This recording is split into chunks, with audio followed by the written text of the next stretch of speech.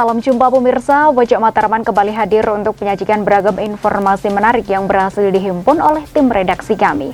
Bersama saya Devi Ade, inilah Pojok Mataraman selengkapnya. Pemirsa, Dinas Pendidikan Kota Kediri melakukan sosialisasi anti perundungan melalui seminar perlindungan anak bertema dunia pendidikan yang terbebas dari perundungan dan kejahatan seksual. Acara ini juga mengajak mahasiswa di Kota Kediri untuk turut aktif dalam memerangi kasus bullying dan kejahatan seksual.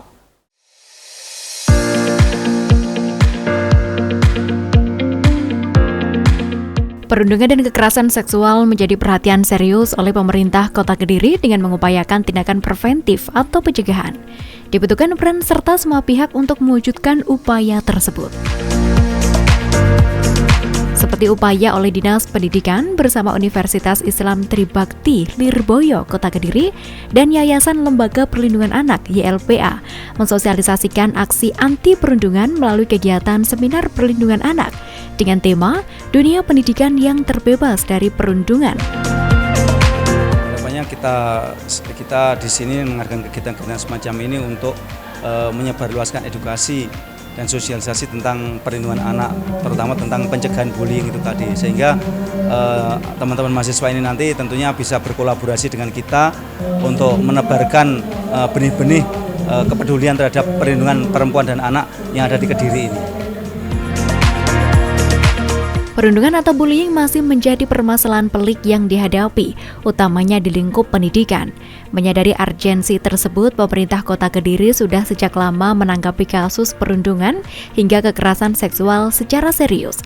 Salah satunya dengan melakukan tindakan-tindakan preventif bullying dan kejahatan seksual.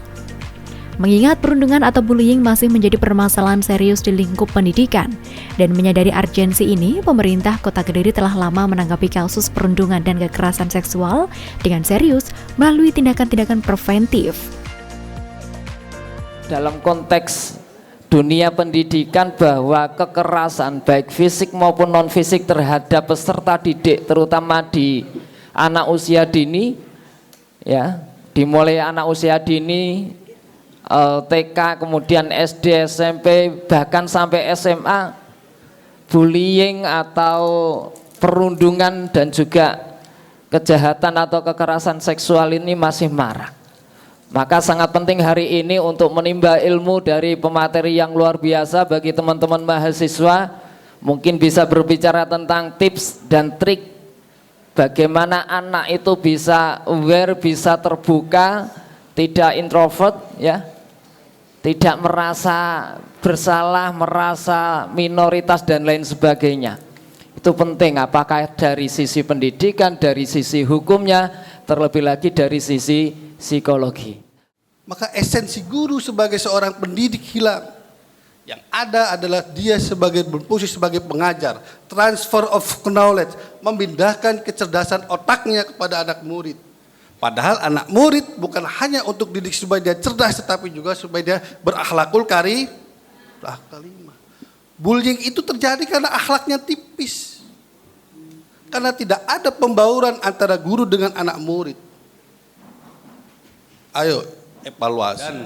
Dengan mengucap Bismillahirrohmanirrohim, seminar perlindungan anak dengan tema dunia pendidikan yang terbebas dari perlindungan anak dan kejahatan seksual saya nyatakan dibuka.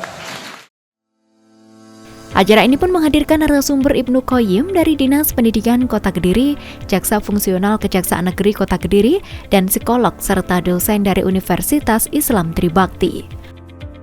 Selain dengan melakukan sosialisasi maupun tindakan preventif atau edukasi kepada masyarakat, di setiap satuan pendidikan di bawah naungan pemerintah Kota Kediri telah memiliki tim pencegahan dan penanganan kekerasan pada Satuan Pendidikan atau TP2 KSP. Tahun 2024 ini, pemerintah Kota Kediri itu membentuk Satgas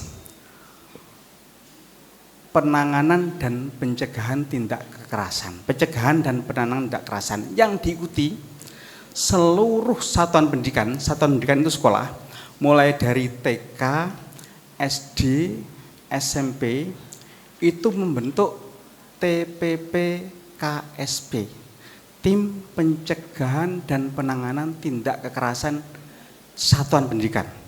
Jadi tahun 2024 ini semua satuan pendidikan atau sekolah punya tim itu yang sama tugasnya, mendeteksi kalau ada tindak kekerasan, kemudian menyelesaikan sebaik mungkin yang tidak sampai ke ranah pidana. Dan yang terpenting bagi teman-teman, itu yang terpenting adalah dua kata kunci ini, nanti diingat-ingat. Satu, peduli, yang kedua, teladan. Peduli. Jadi kalau melihat pelecehan, kalau melihat gejala bullying, segera bisa, kalau kita bisa menangani. Kalau enggak, laporan kepada yang bisa menangani. Dan kemudian teladan. Teman-teman itu dari pondok, kemudian dari kampus, inteleknya itu sudah terlihat. Paling tidak bisa menyesuaikan tindakan dengan intelektualitas. Itu yang kami minta. Acara ini adalah acara seminar perlindungan anak yang bekerja sama Dinas Pendidikan, YLPA, Kampus Trisakti. Outputnya supaya mahasiswa paham apa itu bullying, apa itu pelecehan seksual, bagaimana pencegahannya, bagaimana mengatasinya. 2024 ini sudah membentuk TPP KSP mulai dari tingkat kita sampai semua sekolah di bawah Dinas Pendidikan. Mulai TK, SD, SMP itu semua punya TPP KSP. Tim penanganan dan pencegahan tindak kekerasan di sekolah, semua sudah punya. Melalui paparannya, salah satu narasumber dari Jaksa Fungsional Kejaksaan Negeri Kota Kediri juga turut mengajak mahasiswa di Kota Kediri untuk turut aktif dalam memerangi kasus bullying dan kejahatan seksual, sebab perundungan ini bisa terjadi di mana saja tanpa mengenal gender dan usia. Kekerasan seksual mencakup tindakan yang dilakukan secara verbal, non-fisik, fisik, dan atau melalui teknologi. Yang tadi dibilang ITE. Ya. Tindak pidana ITE. Menyampaikan ujaran yang mendiskriminasi atau melecehkan tampilan fisik. Menyampaikan ucapan yang memuat rayuan, lelucon, dan atau siulan yang bernuansa seksual. Menatap korban dengan nuansa seksual. Memberi hukuman sanksi atau sanksi yang bernuansa seksual. Mengajak bertemu konsultasi di luar lingkungan akademik. Misalnya, mau bimbingan, mau skripsi, mau tesis, tapi nggak di lingkungan kampus. Maunya mojok di kafe. Tuh. Ya sebaiknya dihindari, ya. Menggugah foto tubuh dan atau informasi pribadi korban dan kekerasan seksual yang termuat dalam Undang-Undang TPKS seperti tadi itu yang banyak itu, ya. Itu banyak pada mulutnya satu, mendengar itu sulit padahal telinganya dua, banyak telinga daripada mulut. Tapi faktanya ngomong tuh enteng sekali, ya, sehingga itu yang menjadi bullying paling umum. Dan kalau bullying fisik ini kalau diteruskan itu bisa menjadi kriminal. Ngoten nggih Bun ya. Jadi kalau yang kriminal itu biasanya fisik. Diawali dari jongkrokno, tibane sing dijongkrokno ceblok dari lantai 2, ayo. Kriminal toh, ya kan? Temennya mau duduk, kursinya diseret, ternyata duduknya kadung semua jelep, gitu ya. Ternyata tulang ekornya patah. Ayo, kriminal toh. Nah, harus hati-hati, harus hati-hati. Oke, kalau kejahatan seksual itu juga sama, ada verbal, non-verbal, dan fisik. Tak lupa pada kesempatan ini juga dilakukan sesi tanya jawab bersama narasumber dan peserta. Nampak antusias para peserta melontarkan pertanyaan kepada narasumber.